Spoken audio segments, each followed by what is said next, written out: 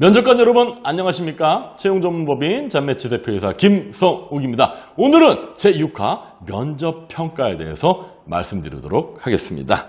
자, 면접평가에 앞서가지고 우리는 면접 유형별로 배점을 하셔야 되겠죠. 실무 면접은 몇 점, 임원 면접은 몇 점 이렇게 구분해 주셔야지 변별력 있는 면접을 하실 수 있다는 겁니다. 자, 이 도표를 보시면 맨 밑에 보시면 됩니다. 주의사항이 하나 있습니다. 어떤 부분이냐면 예비 합격자 비율을 명시하셔야 될 것 같고요. 두 번째, 만약 우리는 지원자가 마음에 안 들면 안 뽑을 수 있습니다. 근데 그걸 사전에 채용 공고와 인사규칙에 재규정하지 않으면은 나중에 불합격자가 이의를 제기하면 근거가 없으면 뽑으셔야 됩니다. 그런 측면에서 합격자가 없을 시에 대한 기준들 뽑지 않을 수 있습니다. 라는 것들을 채용 공고에 명시하셔야 된다는 점, 더불어서 취업 규칙에 명시하셔야 된다는 점 잊지 마시면 될 것 같고요. 자, 그럼 면접 평가 뭐가 기준이 돼야 될까요? 바로 리커르트 5척도. 자, 다시 한번 얘기하지만 별이 5개가 아니라 5등이 평가를 하셔야 돼요. 5, 4, 3, 2, 1. 우수, 양호, 보통, 미흡, 부족. 자, 이런 기준을 가지고 평가를 해주셔야 된다는 게 바로 리커르트 5척도인데요. 자, 그러면 우수, 양호, 보통, 미흡, 부족의 기준은 뭘까요? 잘 들으세요.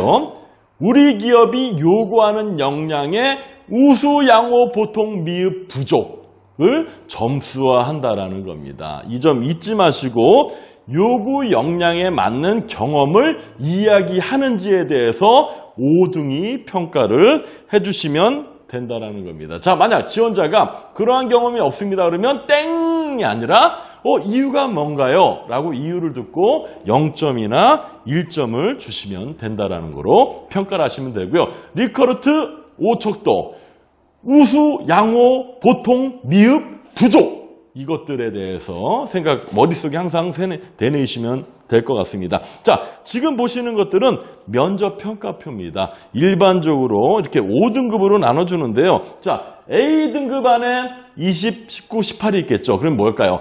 나는 최우수인데 우수에서도 또 상중하라는 세분화를 해주시면 1점 단위의 정밀한 주관적인 면접에 객관성을 부여할 수 있다는 점으로 평가표를 만드시는 것도 중요합니다. 자, 그러면 면접 직전 면접관 교육. 자, 평가표만 주는 게 아니라 평가 기준을 드립니다. 지금 책상 앞에 보시면 그게 놓여져 있겠죠. 이런 측면에서 이 기준에 대해서 명확하게 숙지하시고 모르시는 부분이 있으면 손 들고 질문하십시오. 그러면 면접 직전 면접관 교육 강사가 더 구체적으로 납득이 되게끔 제가 말씀드린다는 점, 역량별 평가 기준에 맞는 평가를 해라.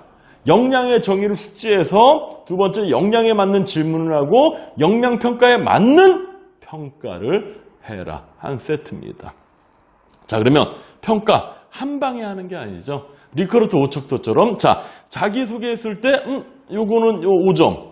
그랬는데 내가 질문해보니까 이 역량은 빵점이 아니라 한 단계만 내리십시오. 자, 그랬는데 다른 면접위원이 질문했을 때 또 답을 못해. 그럼 또 한 단계만 내리시고 마지막으로 하고 싶은 말에서 잘했어. 그럼 막 올려주는 게 아니라 또 한 단계만 올려주시고 마지막으로 전체 강평에서 이 친구가 좋은 평가를 받았다? 그럼 한 단계로 올려주십시오. 그럼 몇 점일까요? 4점이겠죠. 이게 바로 객관성을 부여하는 면접 평가라는 겁니다. 꼭 기억해 주시면 좋을 것 같은데요. 아까 잠깐 말씀드렸던 것처럼 중중중중중 보통만 주시면 나중에 어떻게 된다?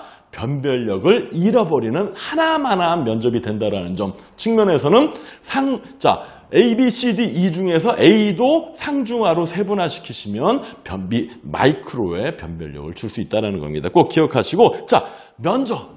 제가 수많은 면접을 보면서 느꼈던 건 뭐냐면 채용 인원과 채용 성격에 따라 어떠한 인재를 뽑을 것인지를 면접위원 간의 원칙과 기준을 두시고 뽑으셔야 돼요. 왜냐? 취업 지원 대상자나 어떻게 보면 시간 선택제, 주부 사원을 뽑는 경우라 그러면 너무 날카롭게 질문하시거나 직무 전문성으로 가시면 안 되겠죠. 이 질문은 뭐냐면 면접 질문을 잘한다가 중요한 게 아니라 여기에 더해서 채용 성격과 인원에 맞춰서 난이도를 조절하시라는 말씀입니다. 꼭 기억하시면 좋을 것 같고요. 이제 평가를 하고 조율을 해야 되겠죠? 이때 나는 뽑고 싶지 않아. 그랬는데 모든 위원들이 뽑고 싶어 해요. 그럼 어떻게 해야 될까요? 자, 무조건 따라가지 마시고 합격선에 최저점을 주시면 됩니다. 근데 나는 뽑고 싶어. 근데 모두 뽑고 싶대요. 그러면 내 점수를 주시면 됩니다. 절대 부정과 타협하지 마시고 이렇게 조율하시면 된다는 걸 말씀드리고 싶은 거고요. 자, 중요한 건 아까 말씀드렸죠. 변별력을 부여해야 됩니다. 완만한 어떤 면접을 보게 되면 면접장에서 액션으로만 평가하기 때문에 자, 면접자를 어떻게 평가해야 될까? 기법 중에 하나. 나는 이 친구를 뽑고 싶어.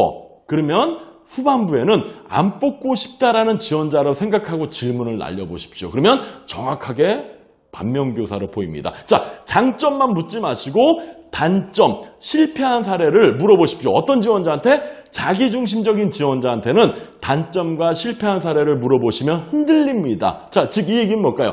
면접자를 흔들어야 지원자의 향기를 정확하게 알 수 있습니다. 5분이든 2시간이든 흔들지 않으면 면접자를 알 수 없다. 단 여기서 주의사항은 뭘까요?